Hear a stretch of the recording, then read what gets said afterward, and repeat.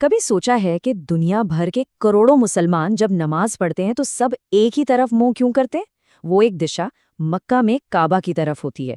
पर सवाल ये उठता है कि क्या वो काबा की पूजा करते हैं? चलिए आज इसी बड़े सवाल की तह तक चलते हैं। यही वो सवाल है जो अक्सर बहुत से लोगों के मन में आता है और इसको लेकर काफी कंफ्यूजन भी रहता है। आज हम सिर्फ सुनी सुनाई बातों पर नहीं बल्कि लॉजिक और इतिहास दोनों से इस गुत्थी को सुलझाने की कोशिश करेंगे। तो चलिए सीधे पॉइंट पर आते हैं और इस आम सवाल का जवाब ढूंढते हैं ताकि इससे जुड़ा जो भी शक है वो हमेशा के लिए दूर हो जाए। तो इस सवाल का सबसे सीधा और साफ जवाब है जी नहीं, बिल्कुल नहीं। मुसलमान काबा की पूजा नहीं करते। असल में ऐसा करना इस्लाम की सबसे बुनियादी तालीम के ही खिलाफ होगा।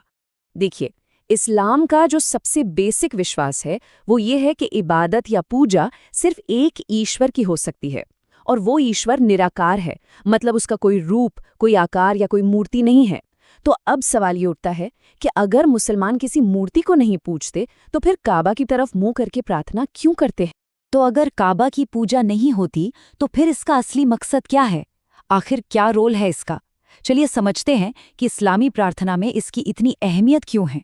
इस्लाम में काबा के लिए एक शब्द इस्तेमाल होता है किबला, और किबला का मतलब बहुत आसान है, दिशा या डायरेक्शन। ये पूजा की कोई चीज नहीं है बल्कि दुनिया भर के मुसलमानों के लिए प्रार्थना में एकता और अनुशासन बनाए रखने का एक जरिया है। जरा सोचिए, अगर कोई एक दिशा तय न होती तो क्या होता? कोई कहीं प्रार्थना कर रहा होता, कोई कहीं और, कुछ लोग उत्तर की तरफ तो कुछ दक्षिण की तरफ। पूरी तरह से एक बिखराव दिखता।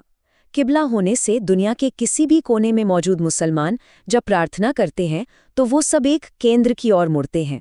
ये चीज उनमें एक ग्लोबल यूनिटी और डिसिप्लिन को दिखाती है। तो इसे ऐसे समझ सकते हैं कि काबा मंजिल नहीं है बल्कि मंजिल का पता है। इसका काम दुनिया भर में फैले मुसलमानों को एक ही ईश्वर की इबादत के लिए एक दिशा में जोड़ना है। ये एकता का प्रतीक है, पूजा का नहीं। अगर इसके बाद भी मन में कोई डाउट है तो चलिए इतिहास से एक ऐसा किस्सा उठाते हैं जो सारी बात एकदम शीशे की तरह साफ कर देगा। इतिहास में एक बड़ा ही दिलचस्प वाकया है। जब पैगंबर मोहम्मद ने मक्का शहर को जीत लिया तो उन्होंने अपने एक बहुत करीबी साथी हजरत बिलाल को अजान देने के लिए कहा, यानी नमाज के लिए लोगों को बुलाने के लिए। और जानते हैं हजरत बिलाल को अजान देने के लिए कहाँ खड़ा किया गया? किसी ऊंची मीनार पर नहीं बल्कि खुद काबा की छत के ऊपर। अब यहाँ एक पल रुककर सोचने वाली बात है, क्या कोई भी इंसान कभी उस चीज पर पैर रखेगा जिसकी वो पूजा करता हो? जवाब हम सब जानते हैं, कभी नहीं, है ना?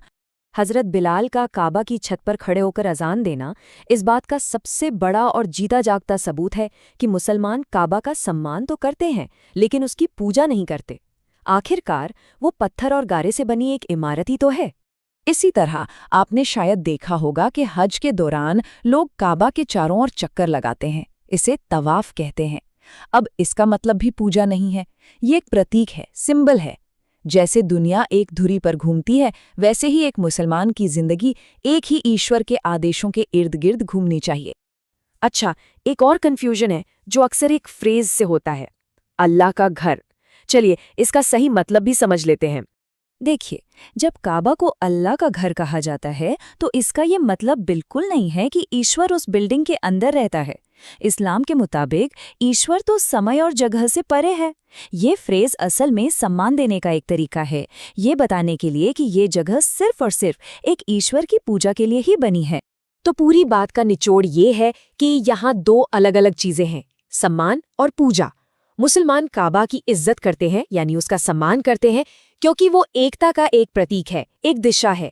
लेकिन इबादत यानी पूजा सिर्फ उस एक ईश्वर की करते हैं जिसने काबा को ही नहीं बल्कि पूरी कायनात को बनाया है। तो काबा इस्लाम में एकता का एक बहुत शक्तिशाली प्रतीक है और यह हमें ये सोचने पर भी मजबूर करता है कि दुनिया भर की अलग अलग संस्कृतियों और विश्वासों में एकता के लिए ऐसे और कौन-कौन से प्रतीक मौजूद हैं। ये एक सोचने वाली बात है।